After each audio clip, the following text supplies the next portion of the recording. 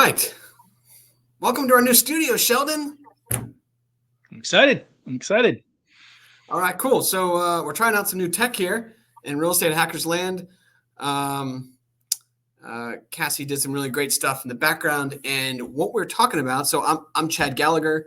I host these conversations. And what we're kicking off here today is a whole series of conversations around how to buy a single-family home as an investment property. These videos will be helpful if you've never bought a property before. They'll also be helpful if you've bought 20 and you're looking to optimize your strategy. So the other really cool thing is we'll have this content be live. So if you have a question, you can ask questions in the comments. But we'll also have it as on-demand footage through all sorts of different platforms, Facebook, YouTube, and even an audio channel over time. So as a podcast. So this should be fun. And joining us today is one of my favorite investors, Sheldon Zimmerman. Thanks for joining. Thanks, Chet. I'm excited to be here. Excited to talk about some single family homes. All right. So I brought Sheldon on because Sheldon, I'd like you to talk about a little bit more, but he's gone on a kind of a similar journey I've gone on. Both Sheldon and I have invested in a lot of different types of real estate and helped investors acquire and manage a lot of real estate. And we both kind of landed on the same place of what we want to kind of focus on going forward. And it's kind of the same type of property. And we got there independently. So I thought this would be a fun conversation to kind of talk about why we now invest in the type of properties we invest in. So Sheldon, it would be great. Maybe just like a second or two on kind of your journey through real estate investing. Yeah, absolutely. Yeah, so I got into investing. I kind of wanted to do it, ever since I got out of high school. But it took me a couple of years to get my act together. So ended up started buying multifamilies, in the local South Central Pennsylvania markets. Started buying 2 units, 3 units. Then we got into a 6 unit.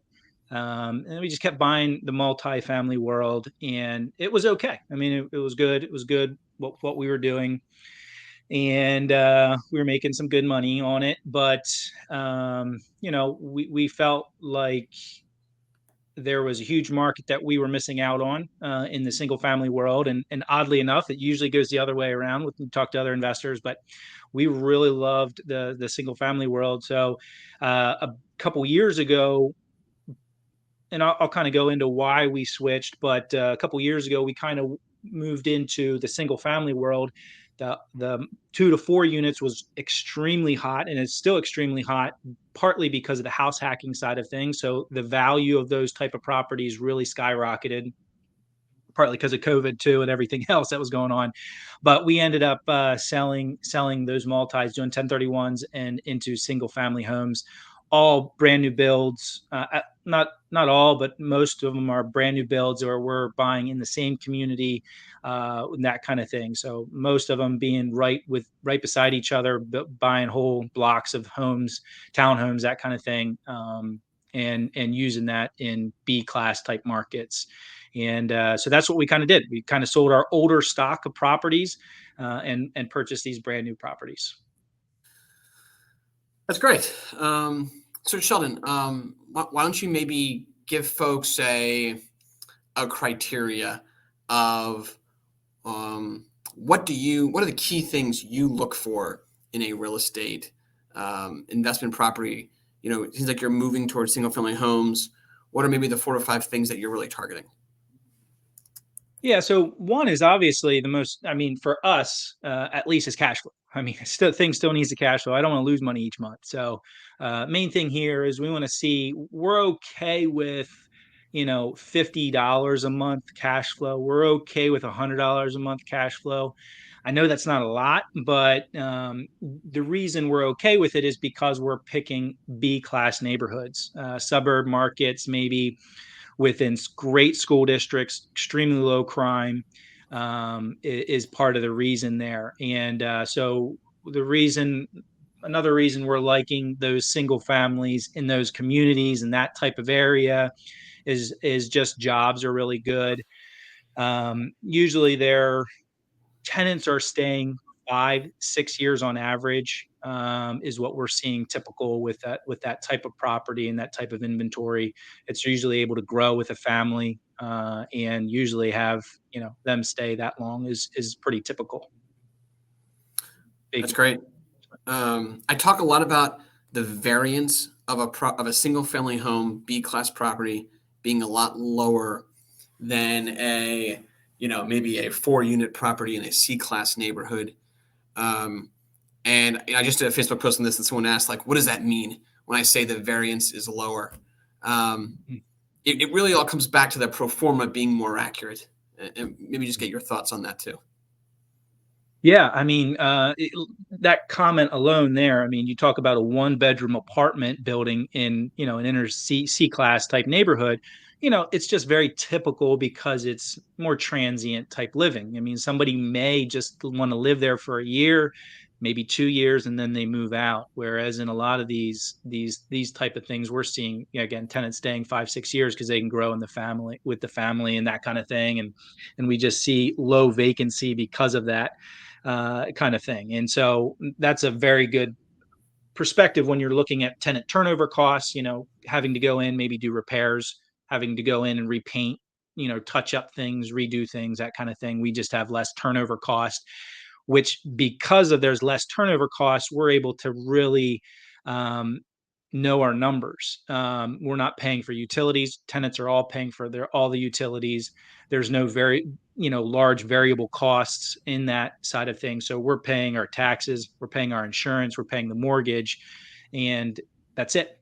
Tenants paying everything else. And so tenants staying 5-6 years, we're able to really project that on a napkin, really, and know the numbers and feel very confident in it because we know exactly what's going on with it. Yeah, it's a great point. I mean, if you buy a property on the worst case scenario, let's say someone stays a year, they move out, they trash the place. Next person moves in, they stay a year, they trash the place. A couple cycles of that, and your pro forma is definitely not going to be correct. You buy a single family home in a nice area, definitely a tendency to stay longer. Longer tendency definitely leads to more predictable results. There's no question about it. I also find, and I mean, maybe you have a story or two of this. I find that weird things happen in rougher neighborhoods. So, and by weird, I mean just strange things happen to properties. I had a property where someone crashed their car into our garage. It wasn't on, the camera. And it completely messed up the garage that the tenant had to move out.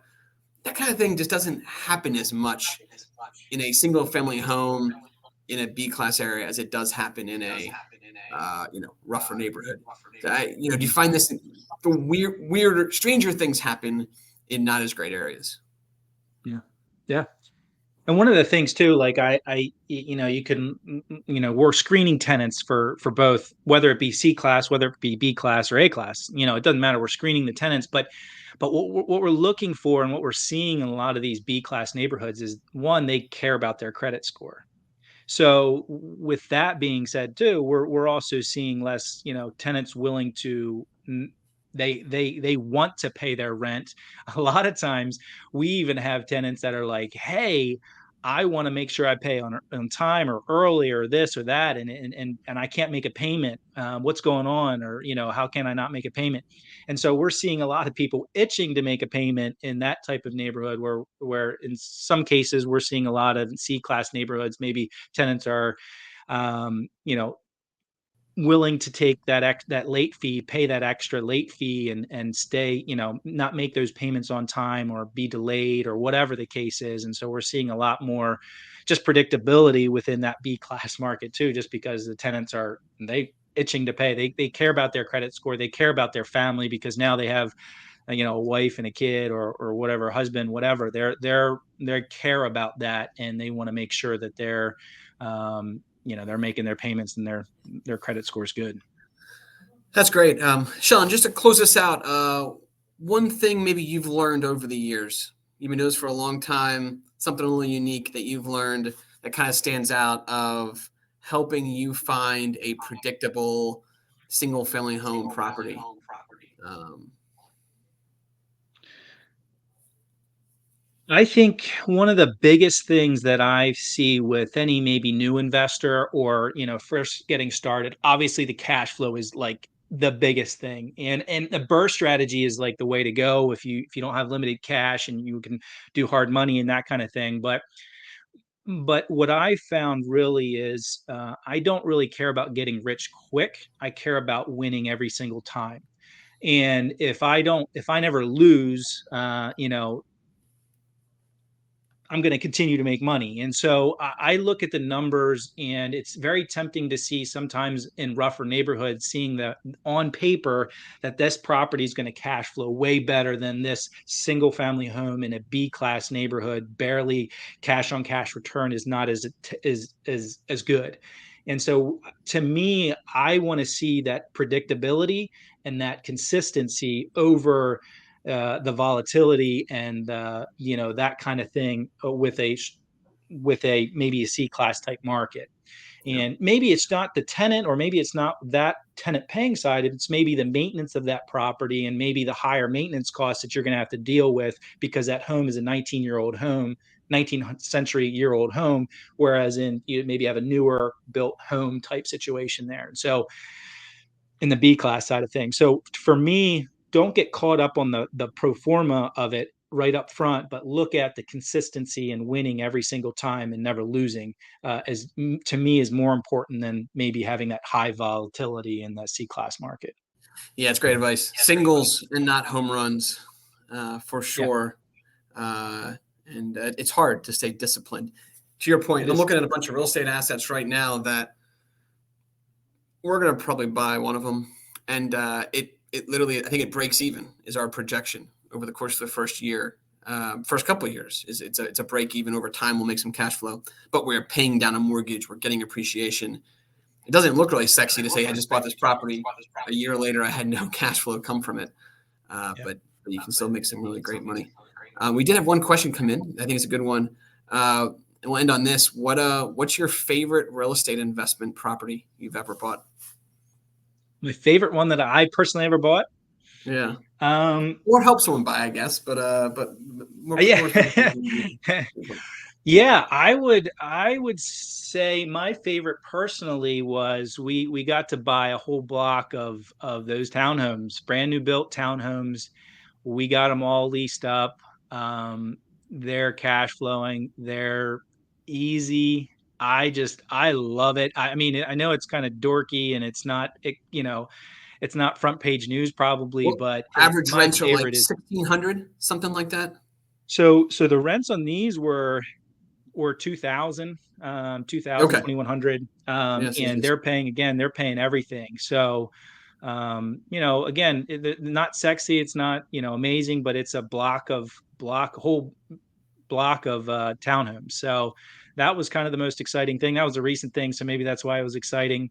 But we just really love that type of investment. And you talk about like, predictable Yeah. results. You probably have no repair costs at all. Year one, year two. I'm sure tenants are sticking around for a while and are pretty happy in their new Yeah. property and once it's rented, it kind of takes care of itself. I mean, that's Yeah. great. And again, there's a no, I'm not making one way or the other here, but when we get the tenant quality that we get in that type of neighborhood, we have tenants calling us and saying, "Hey, and there's a little cracks here along the steps because the caulk, it's the first year of building, and so there's some cracks or nail pops in the drywall." Well, the first year we go back to the builder, and the builder comes in, fixes it, repairs it all, and takes care of those things. But we have tenant quality that cares about that. When we go in their homes, it's spotless in there. They clean that thing like it's their own. Obviously, it is, and we've had tenants. We did walkthroughs after the first year where it's like, this looks brand new. Like we just, everything looks perfect. Everything looks great. There's That's no great. problems whatsoever. And just, man, that consistency, is in my opinion, what I love. I love consistency. I don't And like variables. and Sheldon, these metrics, we're talking like 250K, 275 for a Yeah, property? anywhere from 230 to 270, depending on, what's all in the features, whether it's a garage or not a garage, that kind of And stuff. then you're But saying yeah. it's renting for 1,900, 2,000-ish. And are you Yep. seeing positive cash flow then year one with property taxes and insurance and everything? We are. Yeah. Now a lot of them, depending which county you're in, they're a little more quick to, or not as quick to get you what the actual reassessed value is of that property. Yeah. But yes, yeah, we're seeing cash flow year one. Again, it might be $50 a month, but we're still seeing cash flow. Absolutely. That's great. Absolutely. That's great. Yeah. Cool. Well, Sheldon, thanks for joining here. If folks want to reach out to you, how should people reach out to you if they want to maybe try to buy a single family home like you've bought? Yeah. Check out the ZimmermanTeam.com and reach out to us that way. That'll give us all our contact information. Love to talk, even just if you have questions about real estate, you're not sure you're going to buy anything, or maybe you already did and you're working with somebody else. Hey, we're always happy to talk about real estate. I love it. And it's an exciting way to build your wealth. All right, Sheldon. Thanks for joining here. Our new tech. Do you like the new platform? It's pretty cool, right? We got banners coming across. We got some logos. We got some headshots. We got some comments coming in. This is it's great. This is great. This will be really good. This will be really fun. Yeah, much better viewing experience. So now we just got to make ourselves look a little. If we can figure out a way for Cassie to make us look a little better looking or something, I don't know. That's the next. That's V2 of this. Yeah, that might be a tall order there. But muscles here in the biceps, Cassie. Come on. All right. Cool. Take care. We'll do more videos to come here in whichever form you want to listen or watch. We'll have more coming. See ya. Bye.